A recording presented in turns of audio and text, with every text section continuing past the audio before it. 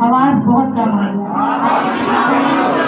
Thank you so مچ. خدا نے آپ سب کو برکت دے. اور میں چاہتی ہوں ایک دفعہ میری طرف سے اپنے لیے زوردار تھا. آج مجھے پرستش کے دوران آپ سب میں یسوع کے لیے دیوانگی نظر آئی. جب آپ سب اس کی پرستش کر رہے تھے تو چہروں سے وہ تقدس اور وہ خدا کی موجودگی کا وہ جلال جو میں نے محسوس کیا, یقیناً آج آپ دیوانگی کی حد تک پرستش کر رہے تھے اور میں نے بہت برکت پائی. اس کے علاوہ کتنے لوگوں کو پتا چرچ کا ٹائم کیا ہے؟ بلند آواز سے بتائیے.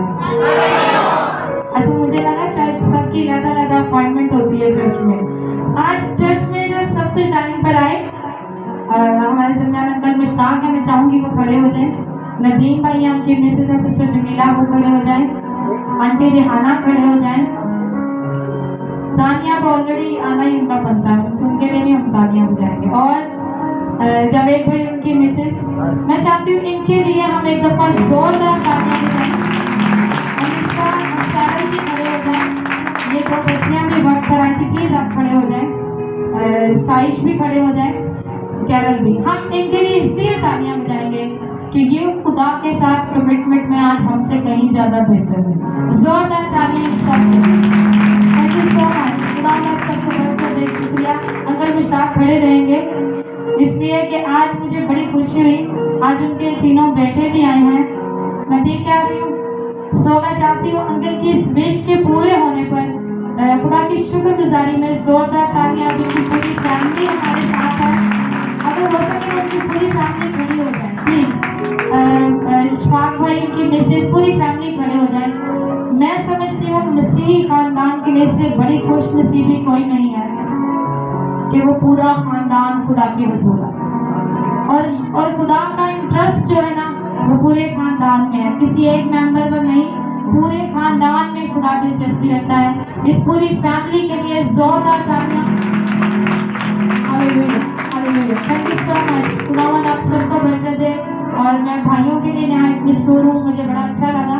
اور یقیناً آپ انکل مشتاق کے بیٹے ہیں, وہ چیز مجھے آج فیل بھی ہوئی. آپ کے اندر خدا کی وہ جو پریزنس کا اظہار ہے وہ مجھے محسوس ہوا. یوزلی ہم ان دنوں میں بپتسمے کی سیریز کا آغاز کر دیتے ہیں, اور یقیناً میں آپ کو ایک چیز بتانا چاہوں گی کہ ہم نے بپتسمے کی سیریز کا آغاز کر دیا ہوا ہے. اور اس دفعہ بپتسموں کی سیریز کا آغاز ہم نے توبہ سے نہیں کیا, اس بار ہم نے خدا کے کلام سے کیا.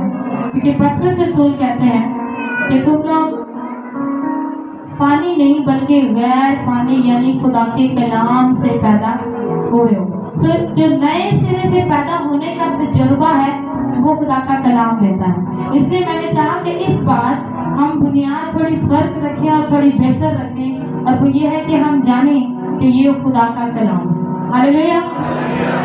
تو پچھلی دفعہ ہم نے سیکھا تھا کہ کن کن وجوہات کی بنا پر ہم کہہ سکتے ہیں کہ یہ خدا کا کلام ہے, اور یقیناً یہ خدا کا کلام ہے بھی. آج ہم خدا کے کلام کے بارے میں ہی سیکھیں گے, اور ایک فرق نظریے کے ساتھ, جس میں ہم خدا کے کلام کی چند خصوصیات کے بارے میں سیکھیں گے.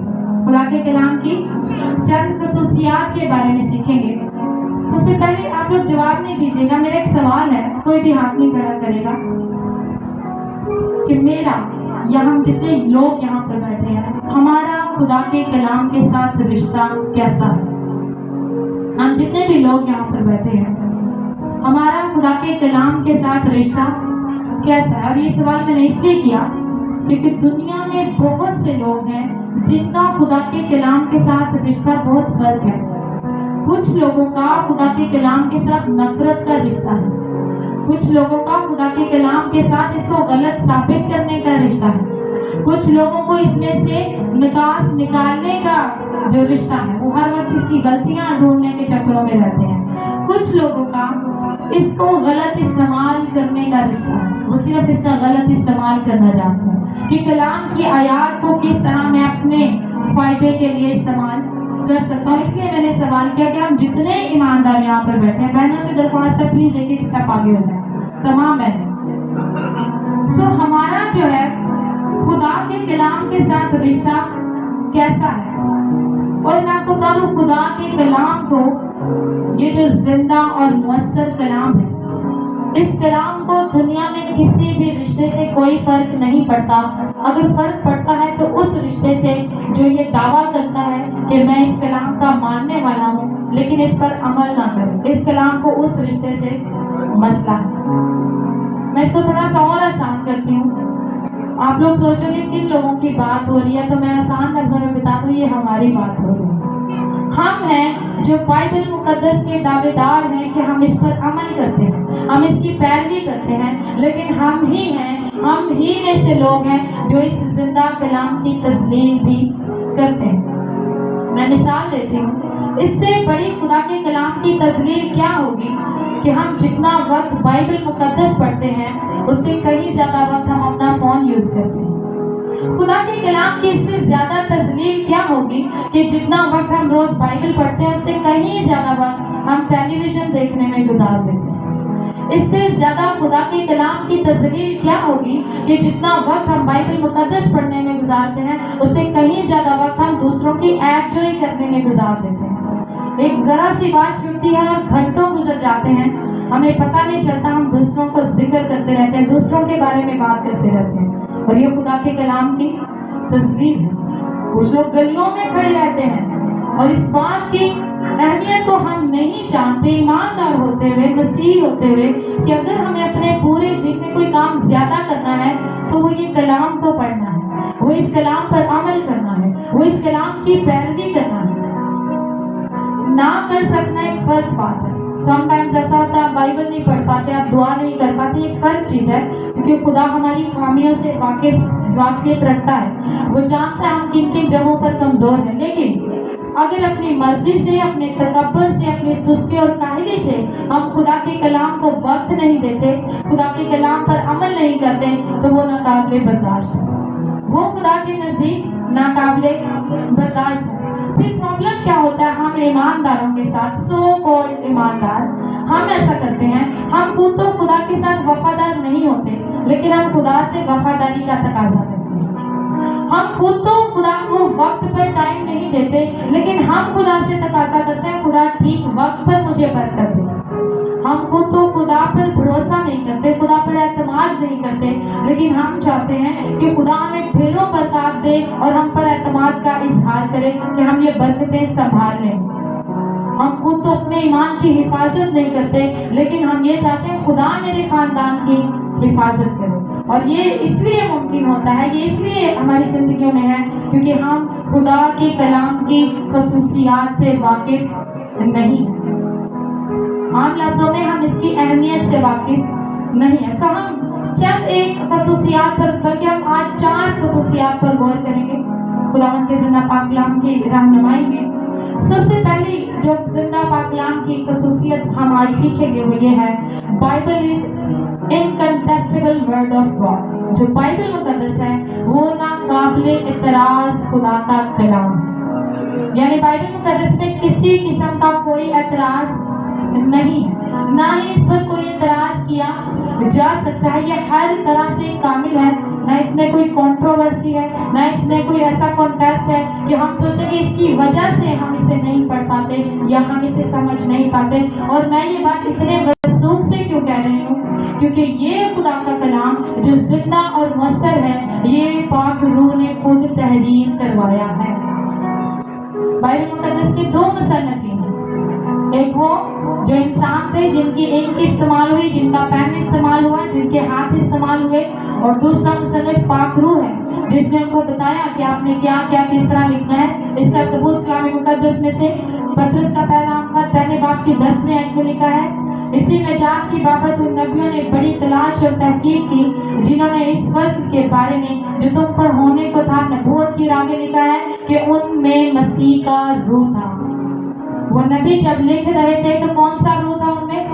مسیح کا، خدا کا روح تھا، روح القدس تھا جو ان کی رہنمائی کر رہا تھا۔ چونکہ یہ کلام روح القدس نے، خدا پاک نے خود لکھوایا ہے، اس لیے اس کلام کے اندر اعتراض کی کوئی بھی جگہ باقی نہیں ہے۔ اگر انسانوں نے صرف لکھا ہوتا تو شاید اس میں گنجائش ہوتی ہے اعتراض کرنے کی، لیکن چونکہ اس پوری کائنات کے پیدا کرنے والے خدا نے روح القدس کی رہنمائی سے یہ کلام تحریر کروایا ہے، اس لیے اس میں کسی بھی قسم کا اعتراض نہیں ہے۔ بائبل مقدس کے بارے میں آپ کو بڑی ڈسکرپشن ملیں گی، ایک بڑی خوبصورت ڈسکرپشن جو خدا کی آپ سمجھ لیں فیوریٹ ڈسکرپشن ہے، بیان ہے جو خدا بائبل مقدس کے بارے میں کہتا ہے، وہ ہے خدا کا کلام۔ بائبل مقدس کے بارے میں خدا نے کیا لفظ استعمال کیا ہے؟ خدا کا کلام۔ اگر آپ اعمال چوتھے باب کی 31ویں آیت پڑھیں تمہارے کیا ہے؟ وہ خدا کا کلام دلیری سے سناتے رہے۔ کیا سناتے رہے؟ خدا کا کلام۔ رومیو 10ویں باب کی 17ویں آیت میں لکھا ہے بس ایمان سننے سے پیدا ہوتا ہے، سننا مسیح کے کلام سے۔ کچھ ٹرانسلیشن میں لکھا خدا کے کلام سے۔ کس سے ایمان پیدا ہوتا ہے؟ کس کے سننے سے؟ خدا کا کلام سننے سے۔ افیسیوں 6 باب کی 17ویں آیت اور نجات کا کھول اور روح کی تلوار جو خدا کا کلام ہے لے لو۔ روح کی تلوار کیا ہے؟ خدا کا کلام ہے۔ عبرانیوں 4 باب کی 12ویں آیت میں لکھا ہے کیونکہ خدا کا کلام زندہ اور مؤثر ہے۔ کون زندہ اور مؤثر ہے؟ خدا کا کلام۔ اور جب ہم پہلا تھیسلونیکیوں اس کا 2 باب اس کی 13ویں آیت پڑھیں تو پولس رسول کلیسیا کو خط لکھتے وقت کہتے ہیں کہ مجھے بڑی خوشی ہے اس بات کی جب ہماری معرفت خدا کا کلام تم تک پہنچا تو تم نے اس کو آدمیوں کا نہیں بلکہ خدا کا کلام جان کر قبول کیا۔ کس کا کلام جان کر قبول کیا؟ اگر آپ کو بائبل مقدس میں سینکڑوں آیات ملیں گی جس کو بیان کریں گی کہ بائبل مقدس خدا کا کیا ہے؟ کلام ہے۔ اگر بائبل مقدس کی پہلی 5 کتب کو آپ دیکھیں، پیدائش، خروج، احبار، گنتی، استثناء، تو ان 5 کتب میں 500 سے زیادہ دفعہ خدا نے کہا ہے کہ یہ خدا کا کلام ہے۔ اگر آپ انبیاء کے صحائف اٹھا کر دیکھیں تو 1000 دفعہ سے زیادہ خدا نے وہاں پر بھی یہی مینشن کیا ہے کہ یہ خدا کا کلام ہے۔ اگر آپ صرف پرانے عہد نامے کا مطالعہ کریں، سروے کریں، تو جو لفظ خدا کے کلام کے لیے استعمال ہوا وہ 4000 سے زیادہ دفعہ استعمال ہوا۔ اور آپ کہیں گے کہ بھائی آمنہ ہمیں تو ایک دفعہ میں پتہ چل گیا کہ یہ خدا کا کلام ہے، تو بار بار انسسٹ کرنے کی کیا ضرورت ہے؟ تو میرے عزیزو یہ میں انسسٹ نہیں کر رہی ہے، خدا انسسٹ کر رہا ہے۔ بار بار خدا یہ بات آپ کو یاد دلا رہا ہے کہ یہ کتاب مقدس خدا کا کلام ہے۔ یعنی کیا؟ جب کبھی اس کلام میں سے آپ کے ساتھ بات کی جائے تو آپ کو پتا ہو کہ خدا آپ کے ساتھ بات کر رہا ہے۔ ہاللویا۔ جب کبھی یہ کلام آپ کے سامنے کھولا جائے تو آپ یہ نہ سوچیں کہ وہ بہن، وہ بھائی یا وہ خادم بول رہا ہے، بلکہ آپ جانیں کہ خدا میرے ساتھ ہم کلام۔ اس لیے خدا نے بارہا کہا کہ یہ خدا کا کلام ہے، اور یہ کلام ہماری رہنمائی کے لیے نہایت ضروری ہے۔ خدا کا کلام فرماتا ہے 2 تیموتھیوس 3 باب کی 16ویں آیت، ہر ایک صحیفہ جو خدا کے الہام سے ہے، کس سے ہے؟ یعنی خدا ڈائریکٹ جو لکھواتا ہے وہ خدا کے الہام سے ہے، تعلیم اور انضام اور اصلاح اور تربیت میں بھی ہمارے لیے فائدہ مند ہے۔ ہر ایک صحیفہ جو پاک ہے خدا کے الہام سے۔ الہام کے لیے یونانی زبان میں جو لفظ استعمال ہوا ہے اس کا مطلب ہے خدا کی سانس۔ کیا مطلب ہے؟ مطلب خدا میں سے آپ کے لیے جو آیا ہے، خدا نے جو آپ کو دیا ہے، خدا کی سانس، خدا کا الہام جو اس کتاب میں ہمارے لیے درج کیا گیا ہے۔ اور بڑی خوبصورت بات ہے کہ خدا نے صرف بائبل مقدس کے لیے یہ نہیں کہا کہ یہ خدا کا کلام ہے، خدا نے کسی اور کو بھی کہا ہے کہ خدا کا کلام ہے۔ کسی کو گیس ہو؟ مسیح یسوع کے لیے، بھائیوں کے لیے زوردار تالیاں۔ خدا نے بائبل مقدس میں صرف اس کتاب کو ہی خدا کا کلام نہیں کہا، لیکن یسوع کو بھی خدا کا کلام۔ مقدس یوحنا کی معرفت لکھی گئی انجیل 1 باب کی 1 آیت، ابتدا میں کیا تھا؟ خدا کے ساتھ کون تھا؟ اور خدا کلام تھا۔ وہ کلام کس کے بارے میں کہا جا رہا ہے؟ یسوع کے بارے میں کہا رہا ہے۔ بائبل مقدس صرف خدا کا کلام نہیں، یسوع بھی خدا کا کلام ہے۔ اگر مکاشفہ 19 باب کی 13ویں آیت پڑھے تو اس میں لکھا ہے اور وہ خون کی چھڑکی ہوئی پوشاک پہنے ہوئے ہے۔ یسوع کی بات ہو رہی ہے اور لکھا ہے اور اس کا نام کلام خدا کہلاتا ہے۔ کس کا نام کلام خدا ہے؟ یسوع کا نام کلام خدا ہے۔ اور میں آپ کو ایک دلچسپ بات بتاؤں، انسان کے جو الفاظ ہیں وہ اس سے جدا نہیں ہوتے۔ انسان کے جو الفاظ ہیں وہ اس سے جدا نہیں ہوتے، وہ اس کے ساتھ مماثلت، اس کے ساتھ سیپریٹ نہیں ہوتے، وہ ایک ساتھ سٹینڈ کرتے ہیں۔ ہم کسی کے کردار کو کیسے پرکھتے ہیں؟ اس کے अल्फाजों से, हम उसके जुमलों से जान लेते हैं ये शख्स कैसा है। आप किसी को मिलते हैं और उसे कहते हैं हम फलानी डेट को आपकी तरफ आएंगे, हमारा वादा है, तो आप उन दिनों में तैयारी करना, याद रखना, बार बार इस चीज के ध्यान में रहना कि मुझे उधर जाना है। किस चीज ने आपको बाउंड किया? आपके अल्फाजों ने, क्योंकि आपने उनको, आप कहते हैं हमने उसको जबान दी है कि हमने ये काम करना है, तो हम अपने अल्फाजों के साथ जुड़े होते हैं। एग्जैक्टली वैसे ही खुदा भी अपने कलाम के साथ जुड़ा हुआ है। यीशु जो कि खुदा का कलाम है और ये बाइबल मुकद्दस जो कि खुदा का कलाम है, ये आइडेंटिकल नहीं है, ये एक दूसरे का नेमल बदल नहीं है, लेकिन ये एक साथ स्टैंड जरूर करते हैं। यीशु और खुदा का कलाम एक साथ स्टैंड करते हैं, मतलब आप यूँ समझ लीजिए दोनों एक ही प्रचार करते हैं। बाइबल मुकद्दस हमारी निजात का काम नहीं कर सकती, लेकिन ये हमें निजात का बयान जरूर देती है। और यीशु मसीह में और खुदा के कलाम में आपको काफी चीजों में कुछ मुमासलत नजर आएगी, मैं जरूर शेयर करना चाहूंगी। पहली मुमासलत जो मसीह यीशु में और खुदा के कलाम में पाई जाती है वो ये है कि ये दोनों खुदा की तरफ से आए। ये दोनों कहाँ से आए हैं? खुदा की तरफ से आए हैं। अगर आप गलतियों चौथे बाब की चौथी आयत पढ़े जिसमें लिखा है, लेकिन जब वक्त पूरा हुआ तो खुदा ने अपने बेटे को भेजा। जब वक्त पूरा हुआ तो खुदा ने क्या किया? अपने बेटे को। तो बेटा कहाँ से आया है? खुदा की तरफ से आया है, आसमान से हमारे लिए आया है। दूसरा पत्रस पहले बाब की 21वीं आयत खुदा के कलाम के बारे में लिखा है, क्योंकि नबूवत की कोई बात आदमी को ख्वाहिश से कभी नहीं हुई, बल्कि आदमी रूल कुद्स की तहरीक के सबब से खुदा की तरफ से बोलते हैं। जो कलाम है ये किसकी तरफ से है?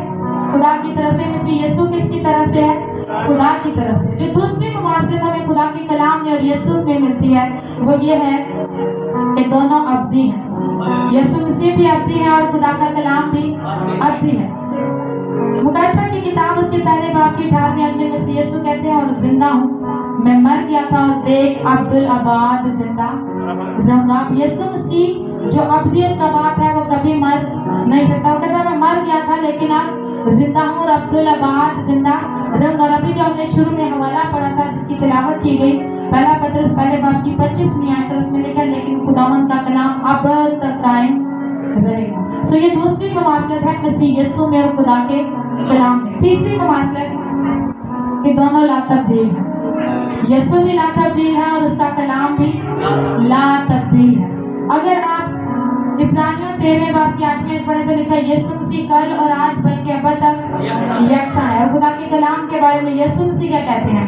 मत्ती की इंजील 5वें बाब की 18वीं आयत में कहते हैं मैं तुमसे सच कहता हूँ जब तक आसमान और जमीन टल न जाए एक नुक्ता या एक शोशा को रैत से हरगिज ना टले। क्यों? क्योंकि ये ला तब्दील है, इसमें कोई तब्दीली मुमकिन नहीं है। ये खुदा का कलाम है और ये ला तब्दील है। चौथी में जो मुमासलत पाई जाती है ये दोनों दुनिया के लिए रोशनी का काम करते हैं। यीशु मसीह ने कहा मुकद्दस यूहन्ना की मार्फत लिखी हुई इंजील 8वें बाब की 12वीं आयत, फिर यीशु ने उनसे मुखातिब होकर कहा कि मैं दुनिया का नूर हूँ। और अगर आप 119 ज़बूर और उसकी 105वीं आयत पढ़े तो ज़बूर में कहता है खुदावंद तेरा कलाम मेरे कदमों के लिए चिराग और मेरी राह के लिए रोशनी है। और 5वीं आखिरी मुमासलत जो आपको मसीह यीशु में खुदा के कलाम में मिलेगी वो ये है कि दोनों राज है, सच है। यीशु मसीह ने कहा राह हक और जिंदगी मैं हूँ। और ज़बूर नबी खुदा के कलाम में कहता है खुदावंद तेरा कलाम राज और बरहक है। तेरा कलाम राज और बरहक है। हालेलुया। सो अगर खुदा और उसके कलाम में इतनी मुमासलत है तो अगर खुदा अब्दी है तो उसका कलाम भी अब्दी, अगर खुदा ला तब्दील है तो उसका कलाम भी ला तब्दील है, अगर खुदा रास्त है तो उसका कलाम भी रास्त है, और अगर यीशु बेअब है तो उसका कलाम भी बेअब है। तो मैंने कहा ये नाकाबिले एतराज खुदा का कलाम है, आप इसमें कोई एतराज ढूंढ नहीं। हम ऐसे मुआशरे में रहते हैं जहाँ पर अगर हम सोचें कि बहुत से लोग बाइबल में से बड़े एतराज़ात निकाल रहे हैं तो ये जरूर ज़हन में रखिएगा कि हम ऐसे मुआशरे में रहते हैं जहाँ पर बिला वजह भी एतराज निकल आते हैं। पंजाबी की बड़ी मिसालें हैं, ठीक है, समझ गए ना वो वाले। सो हैविंग एतराज विदाउट रीजन, कोई पता नहीं। 2016 में कोलोराडो के एयरपोर्ट पर एक खातून को पिक्चराइज किया गया, उसकी पिक्चर ली गई उसकी इजाजत के बगैर, जो कि क्या कर रही थी, उसके पैरों के पास एक कपड़ा पड़ा था, उसके ऊपर उसने अपने छोटे 2 माह की बच्ची को लिटाया हुआ था और वो खुद فون استعمال کر رہے تھے. ہوا کیا کہ اس جس شخص نے یا جس نے بھی اس کی تصویر بنائی اس کو انٹرنیٹ پہ ڈال دیا, اور وہ تصویر ایک ہی سال میں اتنی وائرل ہو گئی اور لوگوں نے نیچے بڑے بڑے عجیب و غریب کمنٹس کیے, کیونکہ میں نے کہا یہاں پہ اعتراض کرنے کے لیے بہانہ چاہیے ہوتا ہے. اس کا تو ان پر بڑے اعتراض آتے ہیں, یہ بڑی کیئر لیس مدر ہے, آج کی مائیں ایسی ہیں ویسی ہیں. تو اس کا تو نے کہا جب شروع میں نے یہ تصویر دیکھی تو میں نے اس کو اگنور کیا, لیکن بعد میں نے دیکھا یہ بہت زیادہ وائرل ہو رہی ہے, تو میں نے سوچا میں اس کا جواب ضرور دوں. تو اس نے اپنی پوری فیملی کے ساتھ پکچر انٹرنیٹ پہ دی اور اپنی ساری سٹوری شیئر کی کہ اس وقت جب یہ میری پکچر لے گی, مجھے سب سے پہلے تو اس بات کا افسوس ہے کہ میری اجازت کے بغیر میری تصویر لی گئی ہے. دوسرا, جس وقت یہ میری تصویر لے گی میں اپنی فیملی کو ملنے آئی تھی اپنی 2 ماہ کی بیٹی کے ساتھ, اور جب میں ایئرپورٹ پہنچی تو مجھے پتا چلا میری فلائٹ ڈیلے ہے. پھر ڈیلے ہوئی, پھر نہیں بک ہوئی, پھر ڈیلے, اور 20 گھنٹوں سے میری فلائٹ مسلسل ڈیلے ہو رہی تھی. اور وہ کہتی ہیں کہ اب 2 ماہ کا بچہ ہم زیادہ تر گود میں نہیں رکھتے. دادیاں تو اسپیشل اس بات میں بڑا اعتراض کرتی ہیں, چھوٹا سا بچہ اس کو لٹاؤ بیڈ پہ, یہ ٹانگیں مارے, اس کی ایج ہے, اب اس کو گود, ہم زیادہ تر یہی مائیں کہتی ہیں کہ جتنا چھوٹا بچہ اس کو زیادہ تر گود میں. تو وہ کہتی ہے میں سمجھتی ہوں مائیں میری سچویشن کو سمجھ سکتی ہیں کہ اگر 6-7 گھنٹوں سے میں نے 2 ماہ کی بچی کو اٹھایا ہے, میری بھی بازو تھک گئی, میری بچی بھی آوازدار, ایئرپورٹ پہ کوئی بیڈ تو تھا نہیں ہمارا لیے کہ ہم دونوں لیٹ جاتی, اور ادھر سے میرے گھر سے بار بار میسیجز آ رہے تھے اور بڑے زیادہ حالات خراب تھے, فلائٹ ڈیلے ہو رہی تھی. سو کہتی میں چیئر پہ اپنی بیٹی کو لٹا نہیں سکتی تھی. ان شارٹ میں نے یہ کیا کہ کہیں سلپ ہو کے گر نہ جائے, میں نے کپڑا نیچے بچھایا اپنی 2 ماہ کی بیٹی کو ریلیکس کرنے کے لیے, میں نے اس کو نیچے لٹایا اور گھر والوں کو میسج کرنا شروع کیا کہ فلائٹ ڈیلے ہے, آج میں دیر سے آؤں گی یا یہ پرابلم ہے. اور کہتی مجھے افسوس ہے کہ لوگوں نے اس کا کتنا غلط مطلب. سو اگر کوئی آپ سے کہے کہ بائبل میں یہ اعتراض ہے یہ, تو ٹرسٹ می ان لوگوں کے پاس علم کی کمی ہے, وہ جانتے ہی نہیں کہ یہ کون. بہت سے لوگ ہیں وہ کہتے ہیں جی بائبل مقدس ایک جگہ پہ کہتی گلا پھاڑ اور چلا, ایک جگہ پہ بائبل کہتی ہے اپنی کوٹڑی میں جا اور دعا کر, ایک جگہ پہ بائبل کہتی ہے کہ تو شریر کا مقابلہ نہ کر, دانا شریر کو دیکھ کے چھپ جاتا ہے, ایک جگہ بائبل کہتی ہے اس کا مقابلہ کر وہ تجھ سے بھاگ جائے گا. تو وہاں پر یہ جو اعتراضات ہے وہ علم کی کمی کے باعث ہے, کیونکہ اگر ان آیات کے سیاق و سباق اور حالات سمجھے جائیں تو آپ کو خود ہی جواب مل جائے کہ یہ آیت کس لیے اور کیوں اور کس کو کہی گئی. بہت سے لوگ اس آیت کا استعمال کرتے ہیں کہ یسوع مسیح نے کہا کہ اپنے بٹوے اور چولی بیچو اور تلواریں لو, سو ہمیں بھی خدا نے تلواریں اٹھانے کو کہا. سو ایک آیت کے لیے ہمیں پوری بائبل مقدس کا جائزہ لینا بڑا ضروری ہے کہ اس آیت کے متعلق پوری بائبل کیا کہتی ہے. سو اگر صرف ایک آیت کو لے کر چیزوں کو لے کر چلا جائے تو کافی خطرناک حالات پیدا ہو سکتے ہیں. لیکن میں نے کہا یہ جو خدا کا کلام ہے یہ ناقابل اعتراض ہے, اس میں کسی بھی قسم کی کوئی بھی کسی قسم کی کنٹروورسی نہیں ہے, یہ ہر طرح کے اعتراض سے پاک ہے. دوسری جو خصوصیت خدا کی زندہ پاک کلام میں پائی جاتی ہے وہ یہ ہے کہ خدا کا کلام انکرپٹیبل ورڈ آف گاڈ, یعنی یہ ناقابل تحلیل ہے. اس کے اندر اعتراض نہیں ہے اور کبھی اعتراض ہوگا بھی نہیں, اس میں اعتراض نہیں ہے اور کبھی اعتراض پیدا ہوگا بھی نہیں. یہ ہمیشہ قائم ہے اور یہ قائم رہے گی. میں کیوں اتنے وثوق سے کہہ سکتی ہوں کہ یہ خدا کا زندہ کلام ہے کہ جتنے طوفانوں اور جتنی پریشانیوں کا سامنا بائبل مقدس نے کیا, اس کے باوجود یہ بائبل اپنی پوری قدرت, پوری قوت اور پورے معجزات کے ساتھ دنیا میں آج بھی کام کر رہی ہے. اب آپ سے کوئی کہے کہ سائنسدان تو یہ کہہ رہے ہیں, سائنسدان تو بائبل مقدس میں سے یہ بھی غلط بات کریں, تو میں نے لاسٹ ٹائم ایک بات کی تو انہیں تھوڑا وقت دیا, کیونکہ سائنس آج سے جو 3-4 صدیاں پہلے کہتی تھی آج نہیں مانتی. سائنس بیچاری خود الجھی ہوئی عورت ہے, اسے خود نہیں پتا وہ کیا تلاش کر رہی ہے, انہیں خود نہیں سمجھ آ رہی چیزوں کی. سو بائبل مقدس اور سائنس, میں آپ کو ایک چیز بتا دوں, اگر سائنس پوز کوئی ایسی بات دے اور کہے کہ بائبل مقدس میں سے یہ ٹھیک ثابت ہوئی ہے, تو ہمیں یہ نہیں کہنا چاہیے کہ دیکھا بائبل ٹھیک ہے کیونکہ سائنس تصدیق کر رہی ہے, بلکہ ہمیں یہ کہنا چاہیے ہاں آپ سائنس ٹھیک کام کر رہی ہے کیونکہ یہ بائبل کے مطابق ٹھیک ہے. کیونکہ میری اور آپ کی خدا کی یہ جو بائبل مقدس ہے جو میری اور آپ کی رہنمائی کے لیے کسی بھی طرح سے کسی بھی نظریے سے یہ کسی سائنسدان, کسی اسکالر اور کسی بھی سائنس کی محتاج نہیں ہے کہ وہ ثابت کرے کہ یہ خدا کا کلام ہے. یہ خدا کا کلام زندہ اور مؤثر ہے اور یہ ہمیشہ قائم رہنے والا کلام ہے. تیسری جو خصوصیت بائبل مقدس کی آج ہم سیکھیں گے, پہلے ہم نے کیا سیکھی, یہ ناقابل اعتراض ہے, اس میں کسی بھی قسم کا اعتراض پایا نہیں جاتا. دوسرا یہ انکرپٹیبل ہے, کیونکہ پطرس رسول کہتا ہے تم غیر فانی یعنی خدا کے کلام, غیر فانی اس کو کبھی بھی کچھ नहीं होगा, ना तो इसमें एतराज है, ना कभी इसमें कभी कोई एतराज पैदा होगा। सो तीसरा जो नुक्ता हमने सीखा वो ये है कि ये नाकाबिले तहलील है, और दूसरा नुक्ता हमने सीखा ये नाकाबिले तहलील है। और तीसरा बड़ा अहम नुक्ता, बड़ी अहम खसूसियत बाइबल मुकद्दस की कि ये इनडेस्ट्रक्टिबल है, इसको कोई तबाह नहीं कर सकता। ये नाकाबिले तलाफी है, ये लाजवाल खुदा का कलाम है। पतरस रसूल क्या कहते हैं, लेकिन खुदावन का कलाम अबद तक कायम रहेगा। अबद तक का मतलब अब्दियत में भी ये कलाम होगा, ये कभी भी खत्म नहीं होगा। ये जो खुदा का कलाम है ये 1500 से 1600 सालों में लिखा हुआ, 40 मुख्तलिफ राइटर्स ने इसको लिखा है रूल कुद्स की रहनुमाई से। 13 मुख्तलिफ ममालिक से ताल्लुक रखते थे, और इस सब के बावजूद खुदा का कलाम आपको एक खूबसूरत कहानी मिलेगा। आपको नहीं लगेगा ये मुख्तलिफ लोगों ने लिखी, आपको नहीं लगेगा ये इतने सालों में लिखी गई। 30 नस्लों का अरसा लगा है इस बाइबल को पूरा होने में, 2000 साल, लेकिन ये कलाम आज भी फ्रेश है। जब आप पढ़ते हैं, ये जितना भी पुराना है ये आपकी जिंदगी को नया करने की कुदरत रखता है।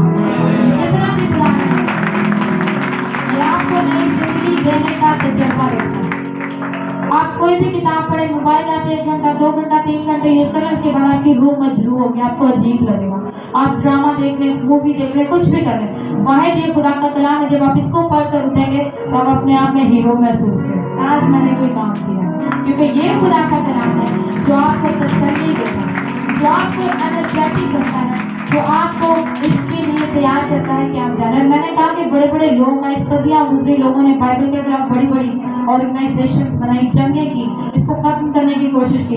दूसरी सदी के आखिर में, दूसरी ईस्वी सदी के आखिर में डायक्लिशियन के नाम से एक एम्परर आया, और वो बाइबल मुकद्दस से बड़ी नफरत करता था। वो चाहता था किसी तरीके से ये खत्म हो जाए। वो हर लिहाज से मसीहियों को टॉर्चर करता, इवन उसने बहुत से मसीहियों को शहीद भी किया। सो दूसरी सदी के आखिर में उसने क्या किया, उसने बाइबल मुकद्दस को लिया और उसको एक जैसे चौक में जाकर, एक बड़ी अहम जगह पर जाकर जला दिया। जब पूरी बाइबल मुकद्दस जल गई तो उसकी राख के ऊपर उसने एक बोर्ड खड़ा किया, एक मॉन्यूमेंट या मुजस्मा बनाया, और उसके ऊपर उसने लातीनी जबान में एक जुमला लिखा जिसका मतलब था कि आज मसीहियत का चैप्टर क्लोज, आज से मसीहियत खत्म है। ये 303 की बात है, तीसरी सदी के शुरू की बात है कि उसने ये मॉन्यूमेंट बनाया। उसके ठीक 23 से 24 साल बाद उसी मुल्क में कॉन्स्टेंटीन के नाम से एक बादशाह आया। उसने क्या किया, जब उसने सारे हालात को देखा, सारे सिस्टम को देखा, तो आपको पता है उसने मुल्की सतह पर बाइबल मुकद्दस को कानूनी हैसियत दी। उसने कहा जिस किसी को इंसाफ करना इसकी तरफ आए, यहाँ से कानून जो होगा वो बाइबल मुकद्दस से सीखा जाएगा। इंसाफ करना है, कहाँ से सीखना है, बाइबल मुकद्दस से। चले जी, कर लें डायक्लिशियन साहब अपनी कोशिश, लेकिन ये खुदा का कलाम जो अब तक कायम रहने वाला है, इसमें कभी भी किसी किस्म की तलाफी नहीं हो सकती। कोई इसको कोई जरूरत पहुंचा नहीं सकता, क्योंकि किसका कलाम है ये खुदा का कलाम है। जब हमारा खुदा जिंदा है तो उसका कलाम भी जिंदा है, हमारा खुदा अब्दी है तो उसका कलाम भी अब्दी है और अब तक कायम रहेगा। चौथा और आखिरी नुक्ता कि जो खुदा का कलाम हमने सीखा, खुदा का कलाम नाकाबिले एतराज है, खुदा का कलाम नाकाबिले तहलील है, नाकाबिले तलाफी है। चौथा और आखिरी नुक्ता, ये नागजीर है। उर्दू मेरी भी इतनी अच्छी नहीं है, हमारा इसके बगैर गुजारा नहीं, ये इनडिस्पेंसिबल है। खुदा के कलाम के बगैर हमारा गुजारा नहीं है। जब हमारा गुजारा नहीं है तो फिर सोचे हमें इसको कितनी पढ़ने की जरूरत है, इसके साथ कितना वक्त गुजारने की जरूरत है, क्योंकि इस कलाम के बगैर हमारा गुजारा नहीं है। क्यों गुजारा नहीं है, मैं 3 वजूहात आपके साथ शेयर करूंगी। सबसे पहली बात, यही खुदा का कलाम है जो कलीसियाओं को पैगाम देता है कि आपने बयान क्या करना है। गॉस्पेल, इंजील की मिनादी, इंजील की मिनादी करनी है। खातमीन को कहाँ से पता चलता है, कलाम से पता। तो ये ना हो तो खातमीन को, खुदा को कैसे पता चले कि हमने कलीसिया को क्या सिखाना है। तो ये खुदा का कलाम है जो हमें बताता है कि हमने क्या बयान करना है, हमने लोगों तक क्या मैसेज पहुंचाना। आज कलीसियाओं में बड़े अजीब से फेथ हैं, बड़ी अजीब सी थॉट्स हैं, और कई आपको ऐसे मेगा चर्चेस मिलेंगे जिनमें बाइबल भी नहीं पढ़ी जाती और पूरा चर्च हो जाता है। ना चर्च मेंबर्स बाइबल खोलते हैं, ना खादम खुद बाइबल खोलते हैं, पूरा सरमन भी हो जाता है और इबादत खत्म हो जाती है। तो आप सोचे वो कैसा, उनको कैसे पता चलता है कि वो क्या बयान करेंगे और कैसा बयान करेंगे। खुदा खौफ ज़दा है। एक दफ़ा मैंने نے فیس بک پہ ایک پکچر دیکھی, اس طرح خدا کا کلام, خدا کا خادم کھڑا کلام سنا رہا ہے, نیچے لوگوں نے چارٹ بورڈ پکڑے, اس پہ لکھا ہوا ہے زناکاری پہ کلام نہیں سنانا, نشے پہ کلام نہیں سنانا, بدتمیزی پہ کلام نہیں سنانا, ہومو سیکشولیٹی پہ کلام نہیں سنانا. تو وہ ایکچولی وہ امریکن پکچرز تھی, کیونکہ امریکہ میں لوگ ایسے کلام سننا پسند نہیں کرتے. پادری صاحب ڈرتے ہیں میری کلیسیا نہ بھاگ جائے, کیونکہ میں نے سچ بیان کیا. کیوں؟ کیونکہ کلیسیا خادم کو اتنا کانفیڈنس نہیں دیتی کہ وہ کسی کی اصلاح کر سکے, کسی کو بتا سکے کہ کلام کے مطابق بھائی یا بہن آپ غلط چل رہے ہیں, آپ کو یسوع یہ کہتا ہے, خدا کا کلام آپ سے یہ کہتا ہے. لوگ ڈائریکٹ بھی خدا کا کلام بتاتے ہیں. ایک دفعہ ایک خادم کسی گھر میں گیا, کیتھولک والوں کے اکثر آپ لوگوں نے پکچرز دیکھی ہے, کیتھولک چرچز میں گھروں میں بھی لگی ہوتی ہیں, جہاں پہ یسوع مسیح کی تصویر ایک دل بنا ہوتا ہے اور یسوع مسیح نے ایسے کیا ہوتا ہے. کتنے لوگوں نے وہ تصویر دیکھی ہے؟ ہم سب نے بچپن سے بھی دیکھی ہے. اب ایک دفعہ ایک آدم کسی کے گھر گیا اور اس گھر کا جو شخص تھا وہ بیٹھا تھا سوفے پہ, ٹیبل پیچھے بہت بڑی یسوع کی تصویر دل بنا اور یسوع مسیح نے ایسے کیا ہوا. اور جب وہ داخل ہوا تو اس نے یسوع مسیح سے, اس نے اس شخص کے بارے میں سوچا کہ یہ شراب, وہ بیٹھا شراب پی رہا تھا. تو اس پادری نے سوچا کہ میں کلام تو تیار کر کے نہیں آیا, مجھے پتا بھی نہیں, مجھے کوئی آیت بھی نہیں یاد شراب کے بارے میں, تو میں اس کو کیسے بتاؤں کہ شراب پینا غلط ہے یا جو بھی. تو وہ تھوڑی دیر اس نے سوچا, پھر اس نے کہا کلام بیان کے بغیر میرا جانا بھی نہیں بنتا, کیونکہ میں نے اس کو خود دیکھ لیا ہے شراب پیتے ہوئے. اس نے کہا بھائی صاحب آج خدا آپ سے ڈائریکٹ کلام کرنا. تو وہ جو شراب پی رہا تھا اس نے کہا پادری صاحب کیا ڈائریکٹ کلام کرنا؟ کہتے دیکھیں آپ کے پیچھے تصویر یسوع کر رہا ہے, کی کر رہا ہے. سو لوگ ایسے بھی خدا یہ کلام, میں نے کہا ہم نے کیا بیان کرنا ہے وہ ہمیں کون بتاتا ہے؟ خدا کا کلام. پوری بائبل کا ایک ہی پیغام ہے اور وہ کیا ہے؟ خدا کا انسانیت کے لیے نجات کا منصوبہ. ہر کتاب, ہر واقعہ, ہر کہانی آپ کو یہی بیان کرتی ہے کہ خدا انسانیت کو کیسے بچانا چاہتا ہے. بائبل مقدس میں کتنی اناجیل؟ 4 اناجیل. کتنی ہیں؟ سب بلند آواز سے کہیں 4 اناجیل. اور جان میں کاتب کہتے ہیں مسیحی جو ہے, کلیسیا جو ہے, وہ دنیا پر 5ویں انجیل ہے. دنیا پر کیا ہے؟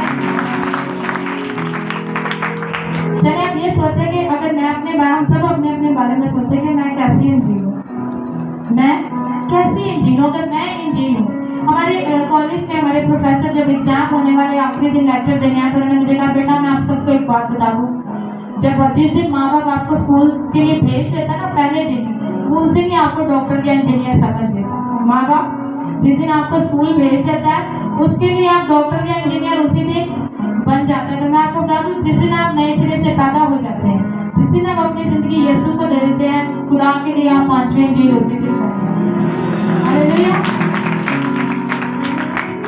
تو ہم نے کہا ہم 5ویں انجیل اور خدا کا کلام ہمیں بتائے گا کہ ہم نے کیا بیان کرنا. اور میں نے کہا خدا ہم ڈرتے ہیں کلیسیاؤں کو بتانے کے لیے کہ کیا خدا کا کلام آپ کی زندگی میں کیا چاہتا ہے, خدا آپ کی زندگی میں کس طرح کی مرضی چاہتا ہے, خدا کا کلام آپ کو کس طرح سے چاہتا ہے کہ آپ فرما بردار ہو. دوسری چیز, خدا کا کلام نہ صرف ہمیں بتاتا ہے کہ ہمیں کیا سکھانا ہے, بلکہ خدا کا کلام ہمیں طریقہ بھی بتاتا ہے. خدا کا کلام ہمیں, اس لیے میں نے کہا اس کے بغیر ہمارا گزارا نہیں ہے, کیونکہ ہمیں پتہ ہی نہیں چلے گا کہ ہم نے کیا سیکھنا ہے اور کس طرح سے سکھانا ہے. یہ ہمیں میتھڈ بھی دیتا ہے, خدا کا کلام ہمیں طریقہ بھی بتاتا ہے. میں نے کہا ایسے بہت سے آدمی ایسے ہیں جو پورے عبادت میں بائبل مقدس کھولتے بھی نہیں. میں سوچتی تھی, آپ میں سے بھی بہت سے لوگ ایسا سوچتے ہوں گے کہ جو خادم صرف ایک آیت پہ پورا کلام سنا وہ بڑا اسمارٹ خادم. ہم ایسا سوچتے, میں ایسا سوچتی تھی کہ پوری بائبل بار بار حوالہ. ہاں اس چیز کو میں بھی نہیں پسند کرتی کہ آپ بار بار حوالہ جب جی اب استثنا کھولیں چلیں آپ بتائیں, تو وہ سب لوگوں کے لیے تھوڑا پینک ہو جاتا ہے, ایک دم ہر کوئی حوالہ نہیں نکال پاتا. لیکن اگر ہم حوالہ جات کا استعمال ہی نہیں کریں گے تو مجھے سمپلی یہ بتائیں کہ ہم کیسے ثابت کریں گے کہ ایک آیت جو شروع میں پڑھی گئی تھی اس کے بارے میں پوری بائبل کیا کہتی ہے. ایک آیت پر کلام آپ 4 سے 5 منٹ تو بول سکتے ہیں, اخلاقی سبق تو دے سکتے ہیں, لیکن اگر آپ نے 40 سے 45 منٹ کا کلام کرنا ہے ایک ہی آیت پر, تو میرے خیال سے وہ کلیسیا کو سمجھ نہیں آئے گا جب تک آپ حوالہ جات کا استعمال نہیں کریں گے. میں سمجھتی ہوں خوش نصیب ہے وہ کلیسیا جس کا خادم آیات کا استعمال کرتے ہیں. آپ جانتے ہیں کیوں؟ کیونکہ یہ پیٹرن یسوع کا ہے. یہ پیٹرن کس کا ہے؟ یسوع مسیح نے ہر بات میں کیا کہا, لکھا ہے. جب یسوع مسیح کی آزمائش ہوئی تو ہر بات کے جواب میں یسوع نے ابلیس سے کیا کہا, لکھا ہے. अब यीशु से चाहते हैं कि हम दुनियावी बातों, दुनियावी एग्जाम्पल और दुनियावी ड्रामों से बाहर निकले और हम उस पर इंसाफ करें, हम उस पर डिपेंड करें जो लिखा है। खुदा चाहता है कि हम जानें कि हमें हवाला जात की मदद से खुदा का कलाम सीखना है। जितने ज्यादा हवाला जात आप सुनेंगे, आपको उतना ज्यादा यकीन होगा कि ये बात ऑथेंटिक है, ये बात वाकई बाइबल मुकद्दस के बारे में यूं बयान करती। तीसरी और आखिरी चीज जो खुदा का कलाम हमें देता है, पहले खुदा का कलाम के बगैर हमारा क्यों गुजारा नहीं है, क्योंकि ये हमें बताता है कि हमने इसमें से क्या सीखना या सिखाना है। दूसरा, ये हमें तरीका भी बताता है। तीसरा, खुदा का कलाम नई जिंदगियों को पैदा करता है। कहते हैं तुम फानी तुकम से नहीं बल्कि गैर फानी यानी खुदा के कलाम के वसीला से पैदा हुए, खुदा के कलाम के वसीला से। और नए सिरे से पैदा होने का जो तजर्बा वो सिर्फ कलाम से। निकोदेमस यीशु मसीह के पास आकर कहता मैं क्या करूँगी हमेशा की जिंदगी भर, तो यीशु ने क्या कहा, तुम्हें नए सिरे से पैदा होना जरूर है, नए सिरे से पैदा होना जरूर है। उसने कहा कि मैं अब बूढ़ा हो गया हूँ, क्या मैं अपनी माँ के पेट में फिर से जाऊँ? तो यीशु ने कहा जब तक कोई रूह और पानी से, रूह से मुराद पाक रूह और पानी से मुराद खुदा का कलाम है, जब तक खुदा के कलाम और रूह कुद्दस में रहकर नए सिरे से पैदा नहीं होता, वो आसमान की बादशाह को देख नहीं सकता। बाइबल मुकद्दस में एक तस्वीर पाया जाता है, जो एक दफा पैदा होता है वो 2 दफा मरता है, और जो 2 दफा पैदा होता है वो 1 दफा मरता है। मिसाल के तौर पर अगर एक शख्स है जो अपने माँ बाप से जिस्मानी तौर पर पैदा हुआ, लेकिन उसने यीशु को कबूल नहीं किया, उसने अपनी जिंदगी यीशु को नहीं दी, तो इसका मतलब है वो नए सिरे से पैदा नहीं हुआ। अगर वो नए सिरे से पैदा नहीं हुआ तो 1 दफा ही पैदा हुआ। तो जब क्या होगा, 1 दफा वो जिस्मानी मौत मरेगा, और जब यीशु अदालत करेगा तो वो दूसरी दफा अपनी मौत भी मरेगा। लेकिन अगर कोई 2 दफा पैदा होता है, 1 दफा जिस्मानी तौर पर और एक दफा जब अपनी जिंदगी यीशु को देता है, उसके कलाम के वसीला से नए सिरे से पैदा होता है, तो जब वो जिस्मानी मौत मरेगा, उसके बाद अदालत के वक्त जब जिंदा किया जाएगा, जब यीशु के आने पर जिंदा होगा, तो दोबारा उसके लिए मौत नहीं है। तो जो 1 दफा पैदा होता है वो 2 दफा मरेगा, और जो 2 दफा पैदा होता है वो 1 दफा। मैं कहूँ हमारे दुनिया जितने भी लोग हैं जो नए सिरे से अभी तक पैदा नहीं हुआ है, खुदा का कलाम आज उनसे कहता है कि नए सिरे से पैदा हो। और जो नए सिरे से पैदा हो चुके हैं, आज खुदा का कलाम उनसे कहता है कि अपने आप को परखो, ईमान पर हो या नहीं। क्या वह है जो हमने खुदा से मांगा था, हम उस आयत पर कायम हैं? क्या हम उसके मुताबिक जिंदगी गुजार रहे हैं? क्या हम उसके मुताबिक रह रहे हैं? और खुदा का कलाम चाहता है कि जब हम खुदा का कलाम देखें, जब हमारी आंखें ठीक होती हैं तो हमें सब कुछ सही दिखाई देता है, जब हमारे कान सही होते हैं तो हमें सही सुनाई देता है। जिस दिन आप अपने दिल को ठीक करेंगे, खुदा का कलाम आपकी जिंदगी में असर पाएगा।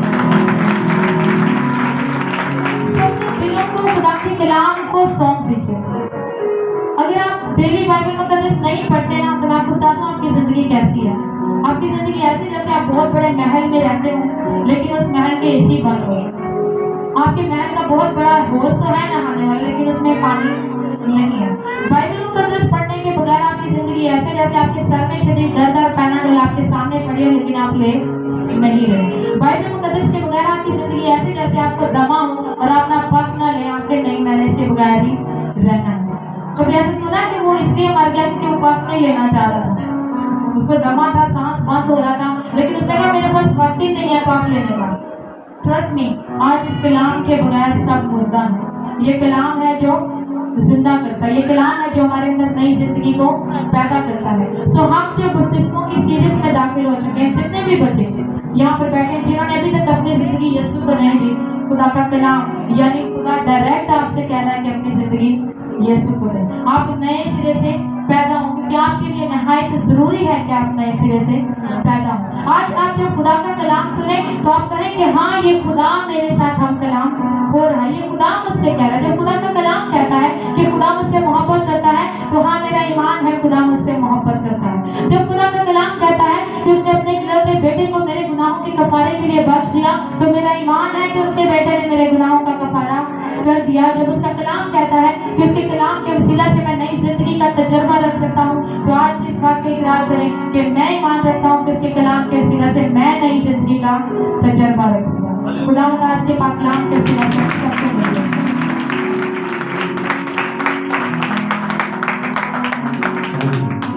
इस खूबसूरत कलाम के लिए एक बार जोरदार तालियां बजाएं।